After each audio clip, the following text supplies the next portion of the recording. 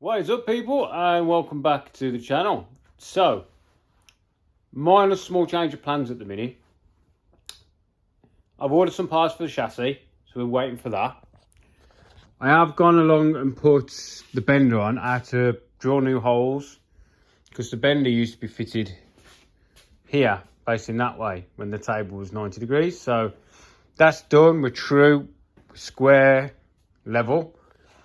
So that's ready, but we need to persevere with the booster at the minute. I have got the new ball joints. These are the heavy duty ones. New jam nuts, new lock nuts. Now the only thing I can see us having an issue with is the width. And when the suspension moves up and down, these turn, don't they? So we'll have to have a look into that, but there is small spaces in there, so hopefully we get away with it, because this car does not run a lot of travel, if I'm honest. So what I need to do is do some measurements first, because from that jam nut, this side of this jam nut to this point, this hole needs to be identical to the ones I'm taking off, because that will affect my caster angle, right? So we need to get this car done, because MSVR has asked me to take it to Donington Park on the 20th and 21st of next month for like a publicity day. It's where they've got photographers and sponsors are there to have a look at what's going on, and there's all different classes.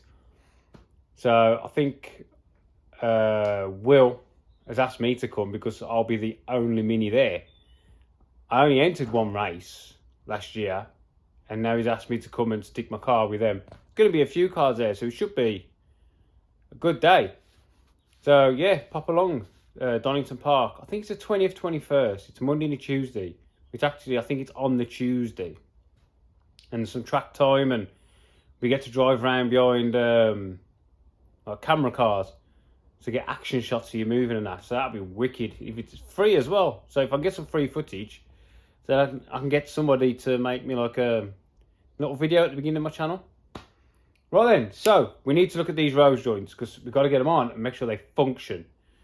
So what ideally we need to do is we need to measure that distance from the jam nut to the center, or not even the center, it can be to the far side, anywhere. As long as we've got a fixed reference from this to the inside of this nut where it will fit up to the washer that goes onto the subframe, we're good. Then we need to make sure we've got enough clearance for travel. Because what you can do with these heavy duty ones is you can round off this edge a little bit. Because the only reason I've gone for the heavy duty one is the amount of body that's touching the spherical bearing. Well, this is tiny, yeah? Right, so we'll get it over a little bit. We'll try and take some measurements from underneath. Could be tricky, but I'm sure we can do it.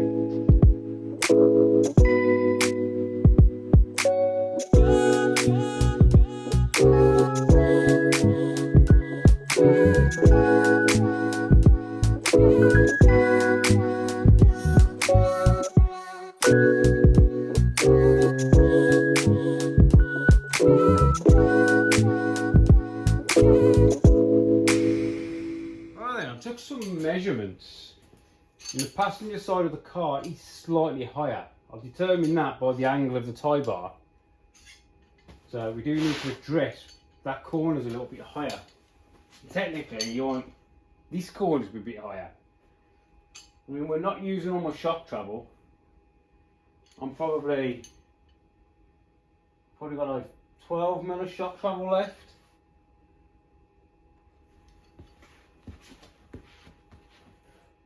It's about the same that side. Maybe a touch more, which would denote the higher ride height. Alright, pop yourself. You know, I was worried about the width. I don't need to be, because the gap on these tie bars is quite big. So I don't think we've got an issue with the width of the rose joint. As long as we get it sort of in the right spot.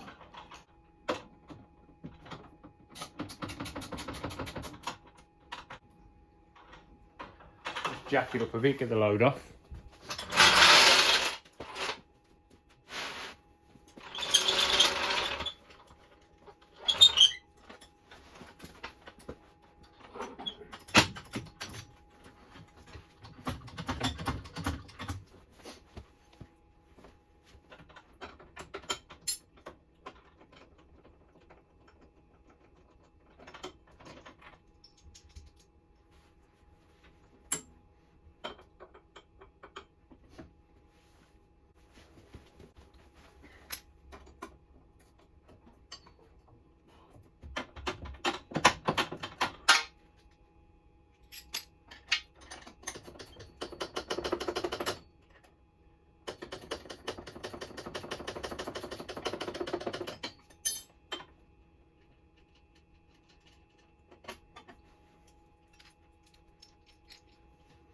Ta-da!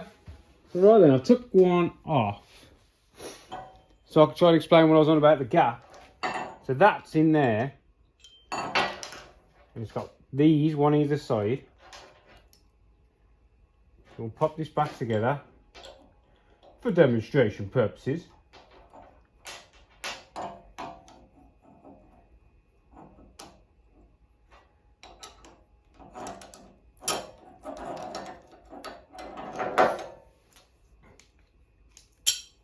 Like that.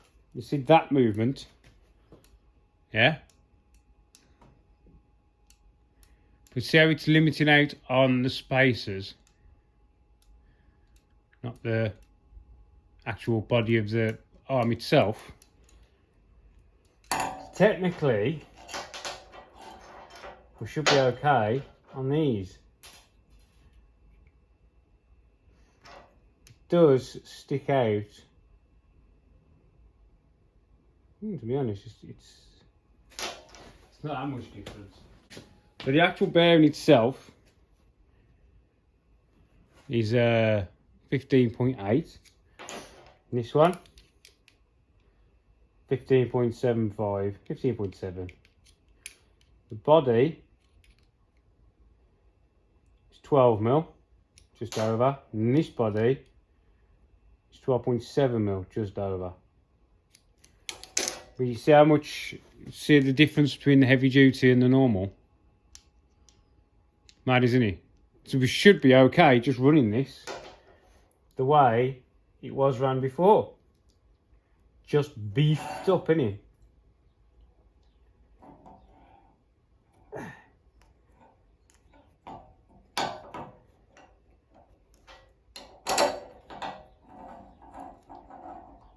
Go on.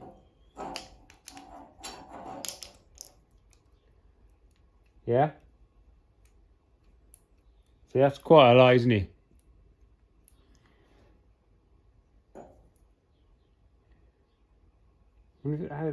How I can figure out how much that is turning. I know.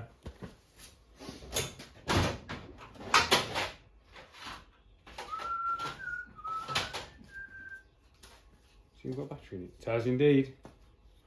Right, a bit of science here, people. So, I've got one of these doofers. I use my roll cage. Right, so if it's hard that way, it's hard that way,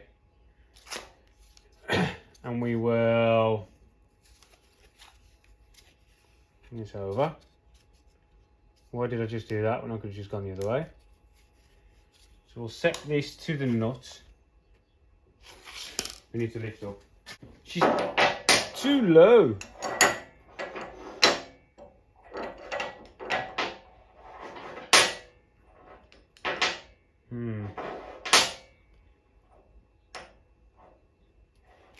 I need like a ½ inch. Okay. Yes. Right, we're gonna have to clamp it down. This is all in the name of science. I'll put that on there. There.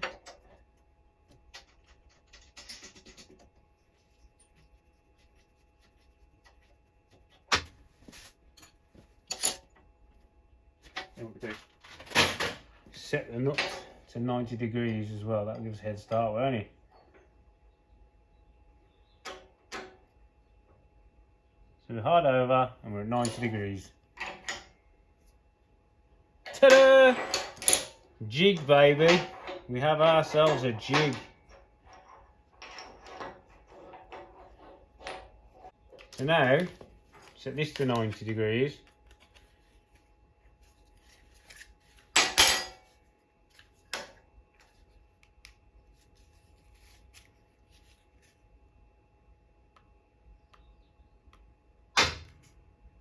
Yes, that's my car clicking as the jack.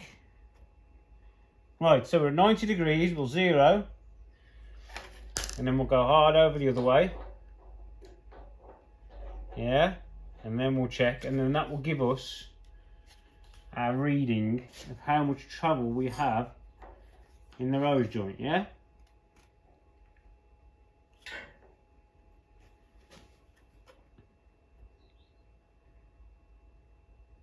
We have 23.6 degrees.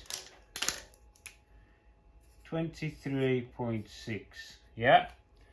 Then what we'll do, we'll put the old one in, and this will tell us then whether we're going to gain or lose any travel, just for the peace of mind of it binding up. I really should go and tighten that jack up, shouldn't I?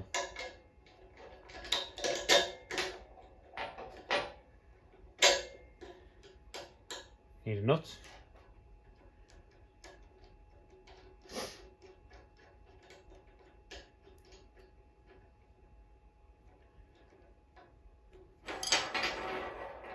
Set this nut to 90 degrees if we can. Size up in the jig.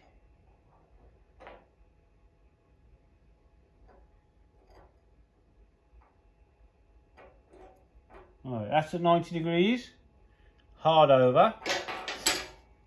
So we zeroed. Yep. And go hard the other way. Same again. I'm hoping it's near enough the same. We are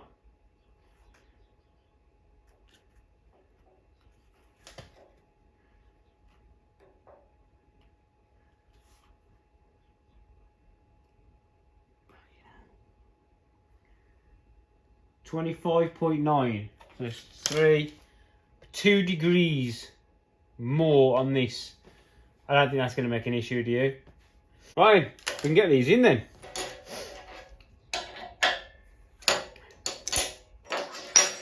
The other thing we need to work out is our nut spacing. This is a lot bigger jam nut, this is, and it was jammed all the way up.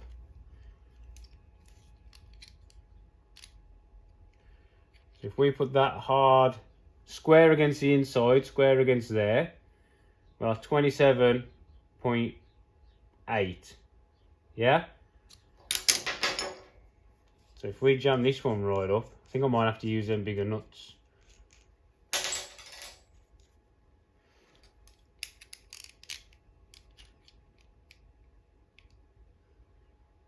This one, it's less, isn't it? 24.5, so we're 3mm off, and that will give us more caster angle. Even though the car needs resetting anyway, resetting up. What did I turn off?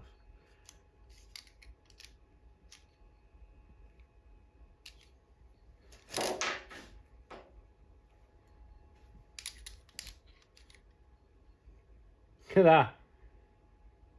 27.8. Which is basically the fucking same. Yeah, so we're going to have to use, I'm going to use these jam nuts again. Instead of the new ones. Yeah, I think that's a good fucking idea, don't you? Gotta stop swearing. Jesus Christ. So, what we've got to do then, put all this back together. And there's really not much modifying to do. Stick that in, set that up. Set this so it's, when you've got it on the car and it's at ride height, Ideally, you don't want it square because you always use more compression than you do rebound. So I always set it slightly towards the rebound or the droop, just to allow yourself that little bit more compression stroke. Ta-da! Right, let's chuck these bad boys on. So another quick thing I want to do, these nuts, I want to put new nuts on the bolt that goes through the rose joint. Well, the nuts I've got are like 15mm. The original is 12mm. So I need to take off 3mm, really, just to make it the same. So what I'm going to do is just take 3mm off on the old lathe on a couple of these nuts.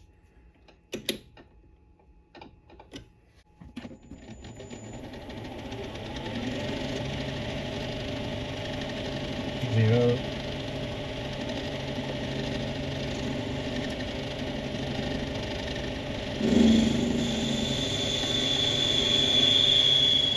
What?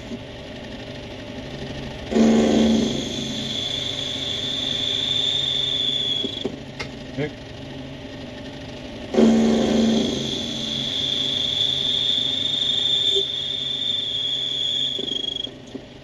Okay. Knock the edge off the pyramid thingy, whatever you call it, so it doesn't dig into the arm. You know what I mean? If I left it square, each of these points would dig into the arm. So you just back it round.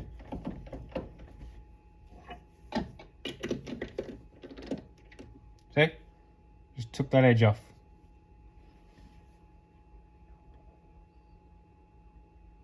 That's it. Another one.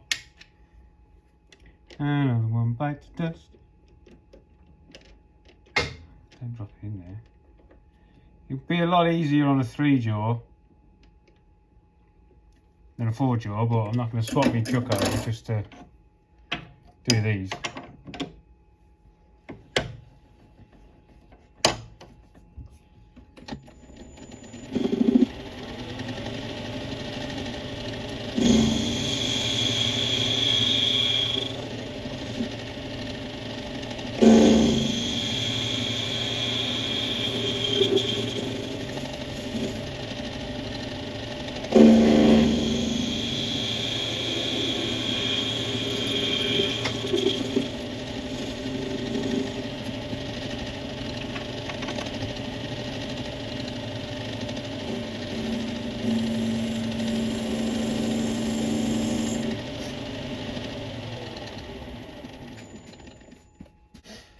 So, there we go. Done. Just knock these bit of burrs out of here, so the screw on nice. Good to go.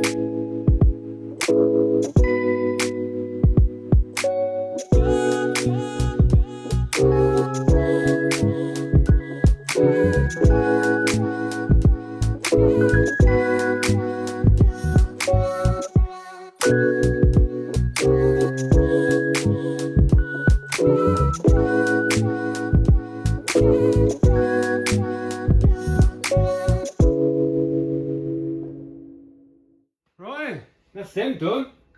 And they're solid now. No play at all. Should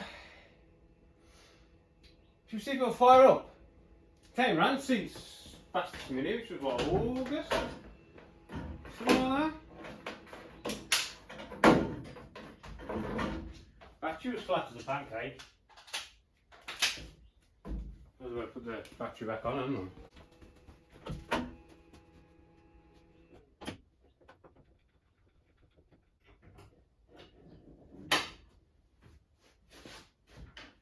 Right, battery's back on. See if she'll sing, shall we?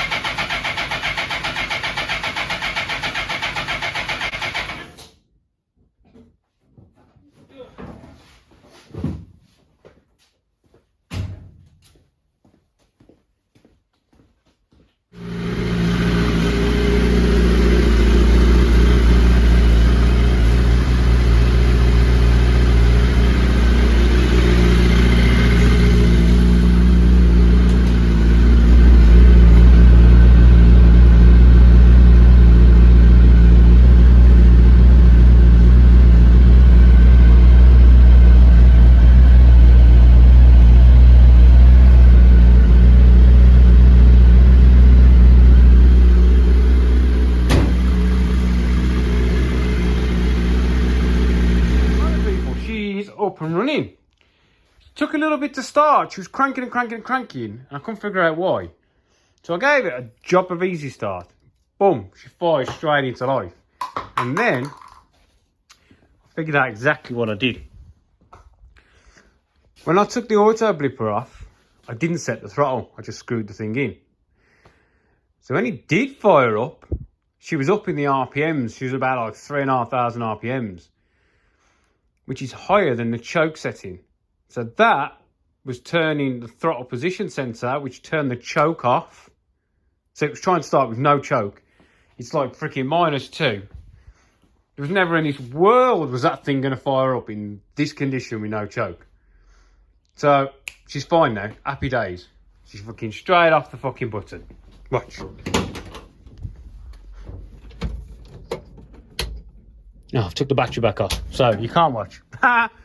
Right then, so they're done. She fires up, and yeah, happy days. Right, I've got to call this video quit here. I've got the doctors very shortly, and I'll catch you in the next one. Hopefully, it'll be some chassis work. Thanks for watching, and give me a quick like if you don't mind.